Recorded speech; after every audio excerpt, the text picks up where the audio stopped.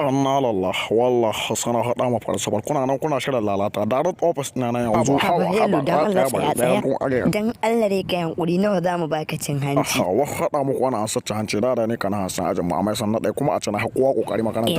Ina wallahi wanga abu da ka faɗi bai taɓa yiwa. Bar an ta con Allah hakuri ka to da wuri a shi ya ta da abu haka ya hakuri do Allah ka tanga mu ya ka do Allah. Oh my God.